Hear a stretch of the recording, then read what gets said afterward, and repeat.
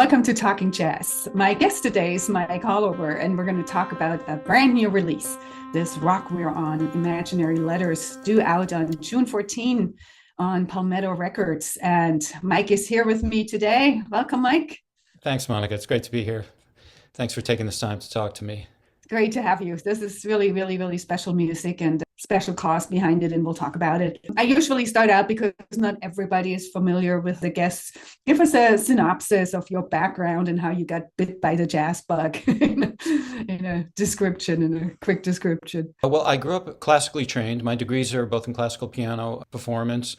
And I guess it was in high school. I also played a little saxophone, and a bunch of us kind of got the bug. And our high school band teacher handed Miles' record around midnight in the office, and we went in there and spent a lot of time with that record. Then in college, I played some gigs on saxophone, and I became really a chamber musician. I played a lot of opera rehearsal, chamber music as a pianist. And then once I finished grad school, I had already started to write some music for jazz orchestra, and then just the way opportunities opened up, sort of left the classical thing in a way behind, not in terms of taste or love, but just in terms of work. And then when I got to New York and started writing some jazz orchestra music, a lot of opportunities opened up. And then it was like, it's hard to say no. It was like, do you want to write something, bring a chart? And then things kind of changed in that direction quite a bit. Yeah, that's a good thing. And then you got a Grammy nomination in 2020 for Best Large Ensemble Album. That's quite an accomplishment.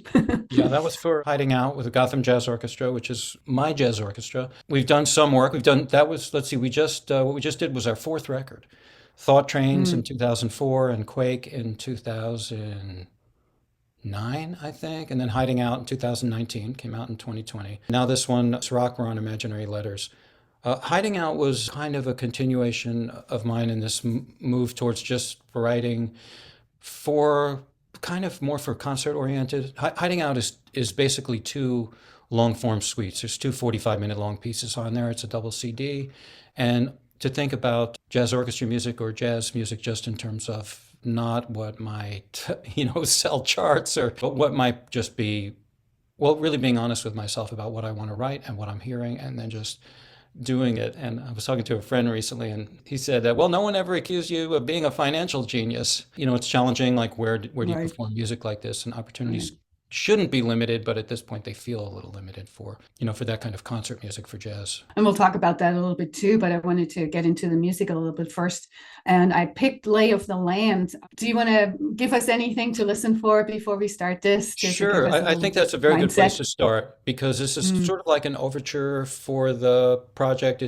Well, first of all, just a little explanation on the project. This Rock We're On, Imaginary Letters. A few years ago at City College, where I'm a professor, got this endowment. Stuart Z. Katz gave a large endowment to the school, and part of the designation of the funds was to endow a professor every year in the humanities and the arts.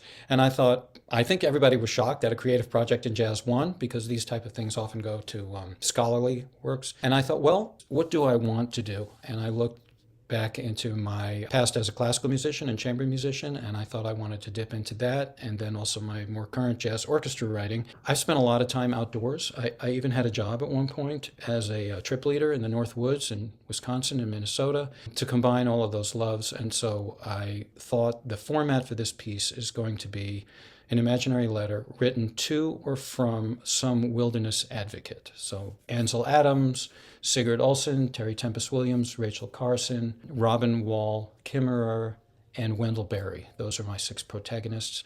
And each of those pieces has lyrics, and it's in the form of a letter.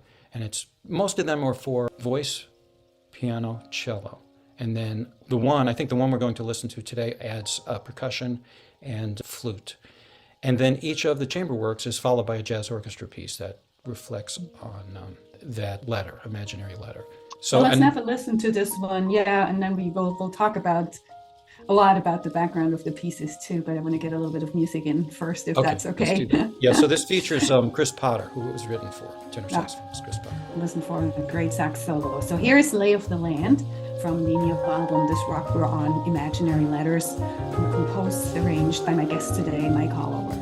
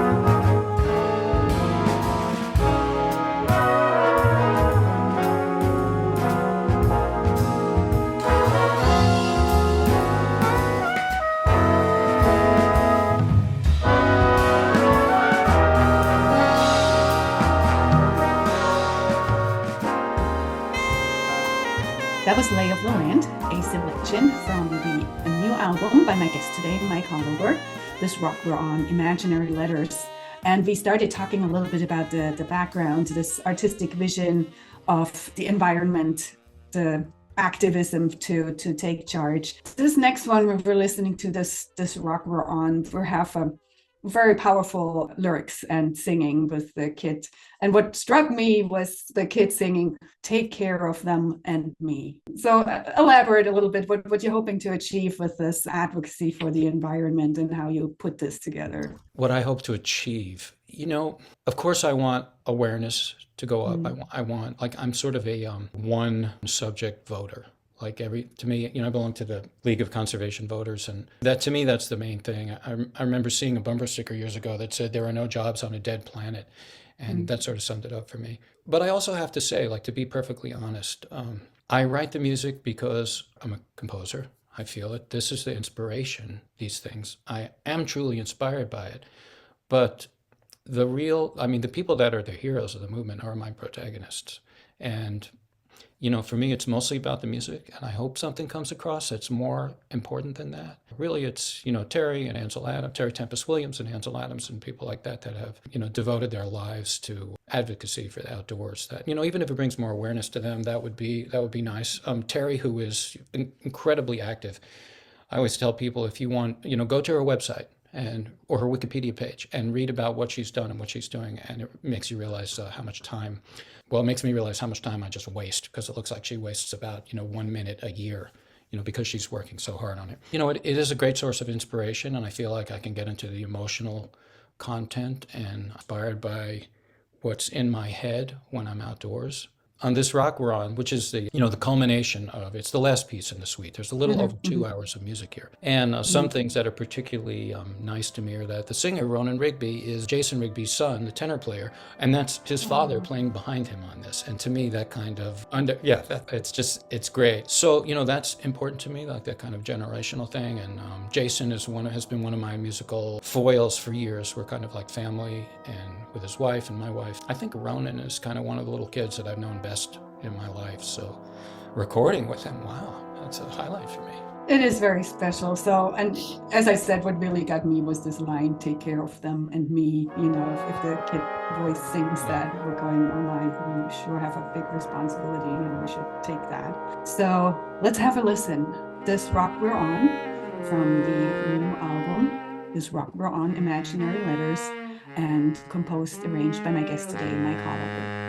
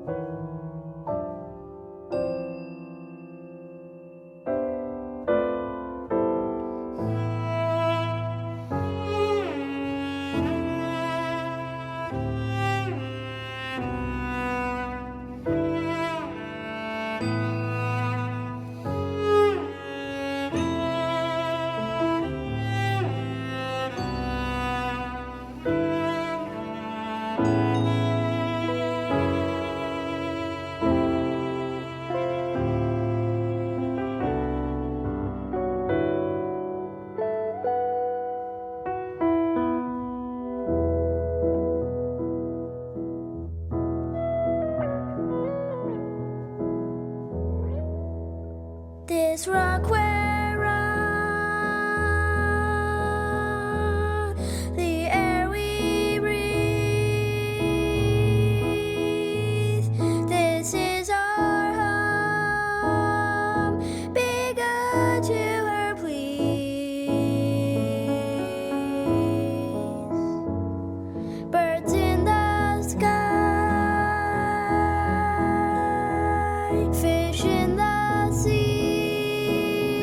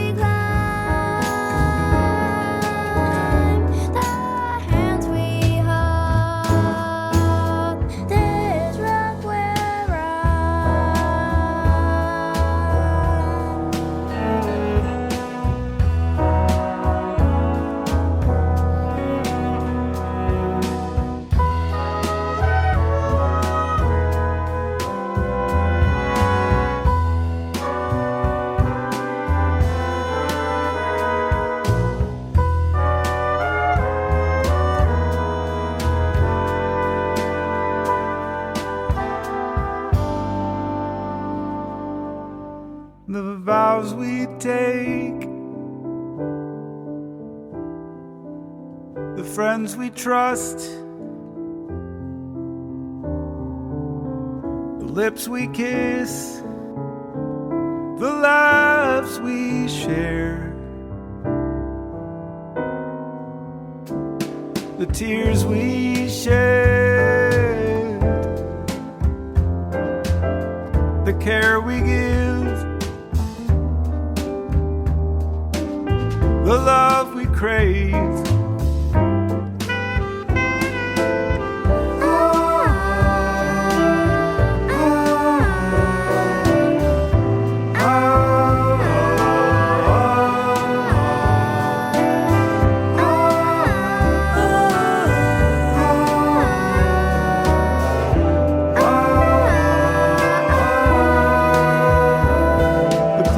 Above,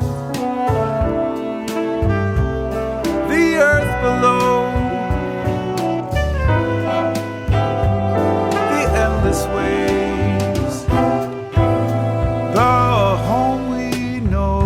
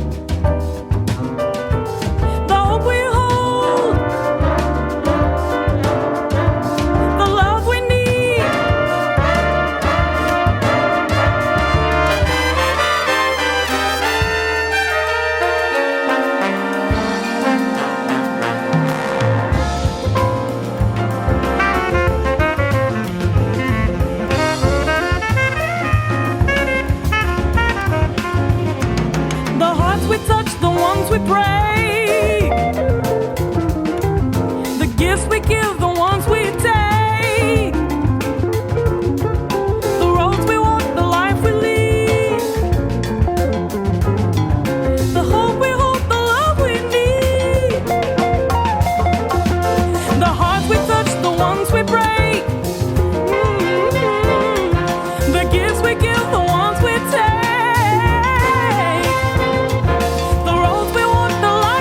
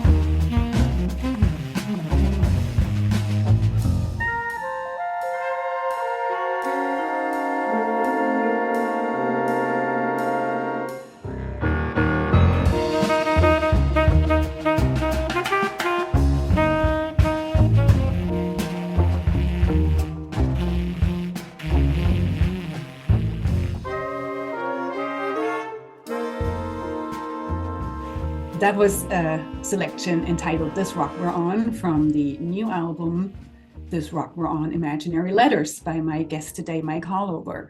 And we started talking about our responsibility for the environment, the concept behind it. You also mentioned a bit where you received the funds, where you received support. And I was actually going to ask you a little bit about the relation between academia and jazz today, and, you know, making things like this possible, and how your perception of the place of jazz these days and the relation in academia. Do you have a perspectives on that? That's a really well, you know, in this case, the funds got it started.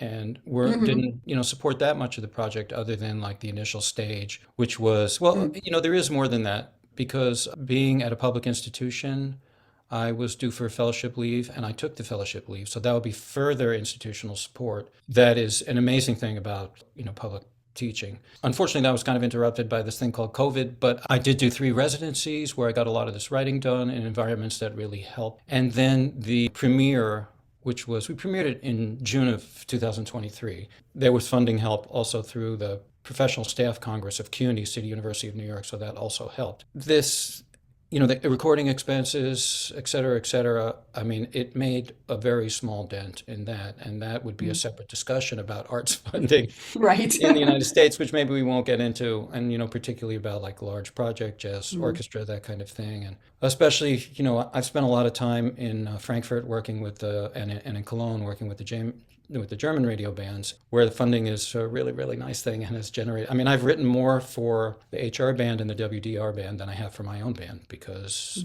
they're fantastic and you get paid for it, you know, for making art, which is an incredible thing. And then in terms of academia and jazz, there are a lot of jazz programs now. They're basically very good. Teaching at City College, I really like it. I actually kind of believe in a liberal arts education because that's what I had.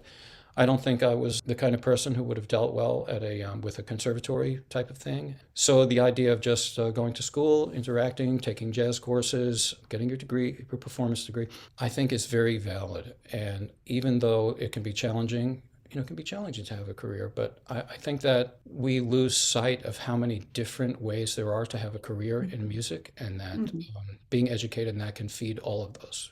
Whether you're looking to be like, you know, a famous soloist who's constantly playing festivals and recording all the time and a superstar and doing it that way, or, you know, or if you're going to be a secondary music education teacher, or if you're going to teach private lessons and play in a local musical. And there's so many different ways to have a really happy life in music that I think that contributes to that. I think we all need to keep our eye on the fact that we're not all going to be superstars, and that's totally fine and even great. I agree. I always told my students, you define what success is, not somebody else. That's great. And yeah, I'm really looking forward to introducing this next one, Erosion. You know, this has a really groovy 70s funky feel and guitar solo. So, and those little drops, is that like things falling off? Is that the erosion? Or I think it's the, you know, maybe the constant pulse at times, the piano pulse, like there's a lot of like chipping away. The title comes from Terry Tempest Williams' book, Erosion, which is fairly recent, and she can write really beautiful prose about Native American law and the natural world. This is a little more focused on political, environmental activism. Well, let's have a listen. Here's Erosion from the new album, This Rock We're On, Imaginary Letters, by my guest today, Mike Holober.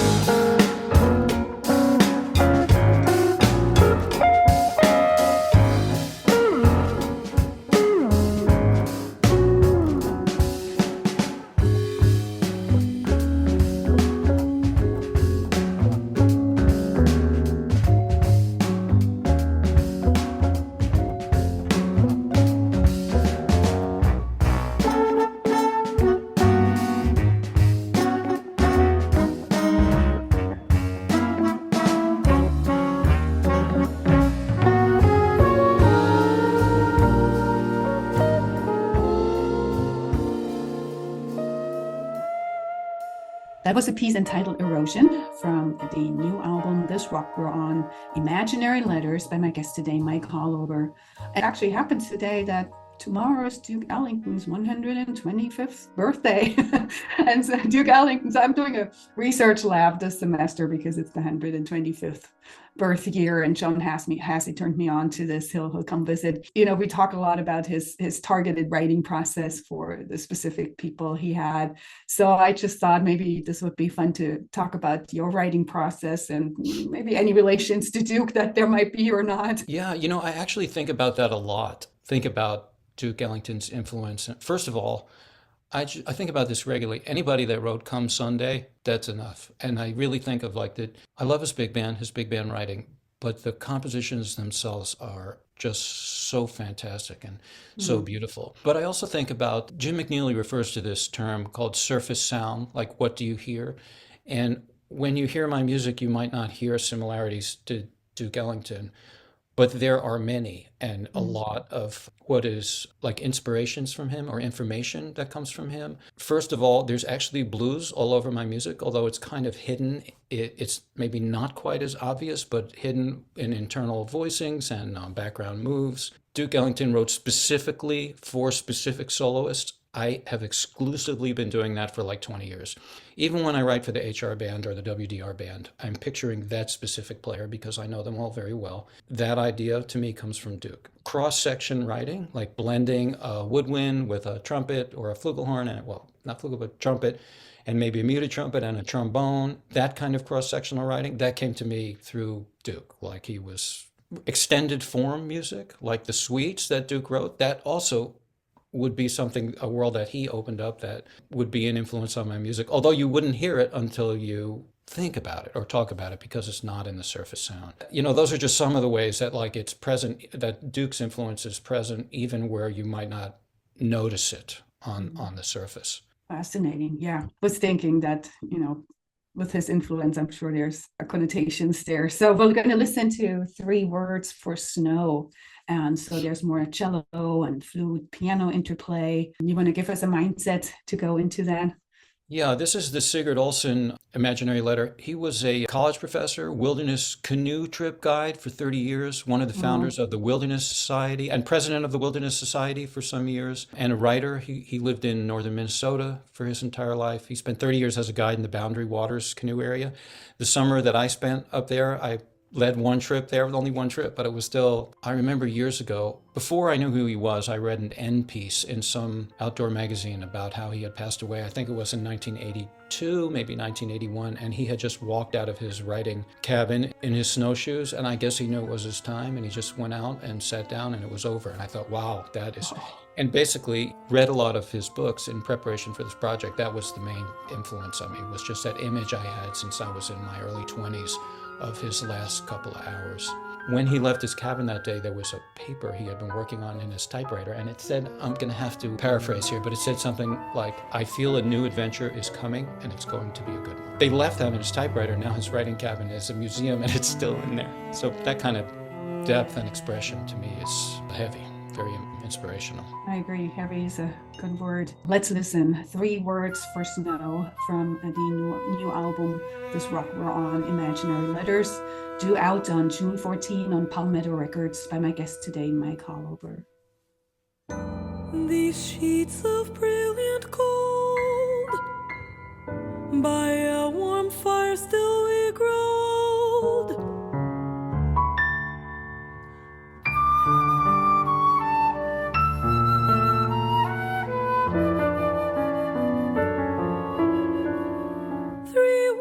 I know these words for snow. These words are few.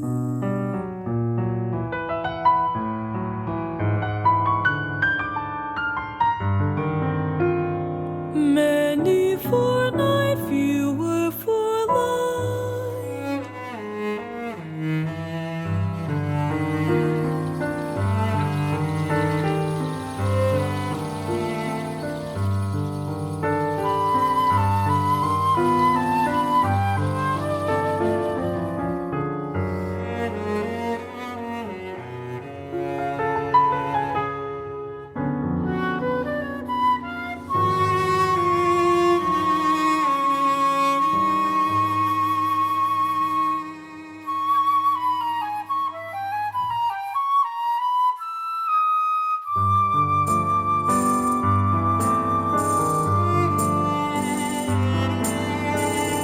Inside a life I had imagined, a favorite band to keep me warm. I weave a quilt of words, a kind embrace of thoughts.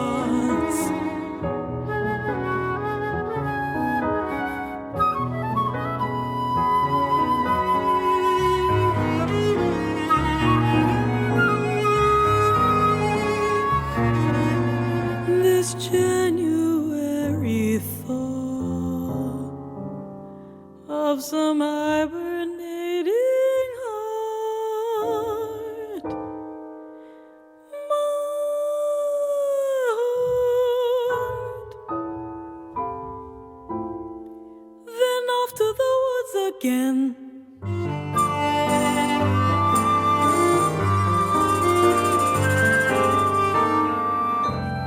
These sheets of brilliant gold,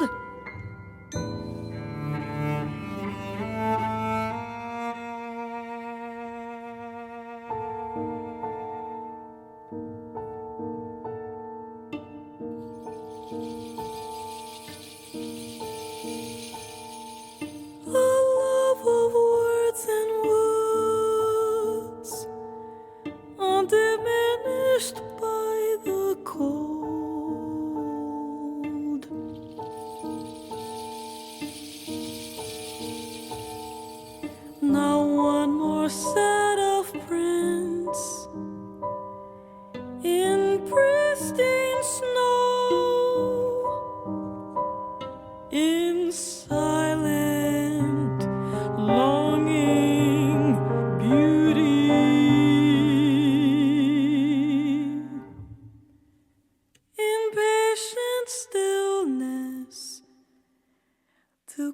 That was Three Words for Snow, a selection from the new album, This Rock We're On, Imaginary Letters. And we got a good glimpse. We got 5 different selections. We'll have one more, but give us an overview. Where can we hear it? When it's going to be live? What's next? And all that good stuff. The record's released June 14th on Palmetto Records. It'll, be available online at all the sites. You can buy the CD. No LPs. That would be, because it's 2 hours of music, it would be like 4 LPs. Probably the best place to get it would be my Bandcamp site. If you wanted to. Same thing digitally. You'll also be able to get it there. We are doing a record release concert that night. That's at Aaron Davis Hall at the City College of New York. If you're in New York or near, please come. It's at 7:00. That's it. Hopefully people will hear it, and that there'll be other concerts down the line. Any new projects already in the making? Yeah, there are 2 things I'm working on now. I'm about to start writing a project. This is for the HR band in Frankfurt, for the Frankfurt Jazz Festival. The pianist Omer Klein is writing song settings of poems, and I'm going to arrange those. So I'm waiting for Omer to send me the sheets so that I can start writing. For the WDR band for July 2025, writing an entire project for Chris Potter. So that, of course, I'm looking forward to that. Chris and I have wanted to do a project for a while, and that was one of the reasons I wrote some things for him for This Rock We're On, is I really couldn't wait to start doing that. So that's why a couple of things were written for Chris. So those are the main things that are in the work. Two big band projects, which is a lot of work. I mean, that's months and months of work. So yeah, it's like right. I would say that's enough. On top of my full-time job at City College and some other teaching, and I teach at the Manhattan School of Music. I have once in a while a graduate student there, and playing some gigs. Marvin Stam and I have a quartet together, and we also play a lot of duo. We're playing on Sunday. Yeah, it's very, very busy. Well, that's a good thing. It's all things we love to do. All right, so we'll close with Boundary Waters. You want to give us the mindset to go into Boundary Waters? Sure. This is the Sigurd Olsen Jazz Orchestra piece, and Boundary Waters, as we talked about before, where he spent 30 years as a guide. Oh, he was also instrumental in that becoming a protected wilderness area. I did one trip there, 10 days, and it was just about the feeling and the positivity of being out in a canoe for 10 days. I think this is the most positive piece in the entire project. The soloist Sir Jason Rigby, tenor, and myself. I only write a piano solo when I really hear it. To me, this was a song that really had space for a piano. And there's a little duo playing with Jason and I, which we've done a lot of over the years, directly getting into that Duke Ellington thing of making it about a very personal connection. Beautiful. I'm glad we're closing on the most positive one on the whole album. Thank you so much, Mike, for taking the time today to share with us, and what a great piece of work. Thank you so much, Monika. I really appreciate the support and the time. So here is Boundary Waters, one more selection from This Rock We're On, Imaginary Letters, an album due out on June 14 on Palmetto Records, and composed, produced, arranged, and on piano, my guest today, Mike Holober.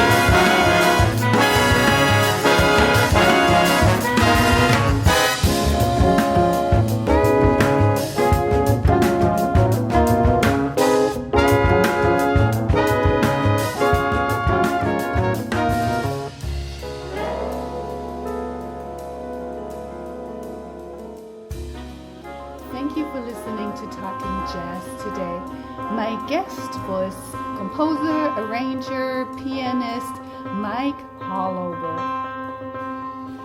You can hear Talking Jazz every Thursday at 11 a.m. and Mondays at 7 p.m. on WETF 105.7 in South Bend, Indiana, or online at jazzradiowetf.org, and Fridays at 8 p.m. on WICR 88.7 Indianapolis. Previous shows are also on my YouTube channel, Monika Herzig, MonikaHerzig. Please subscribe to the Talking Jazz playlist. Thank you for listening.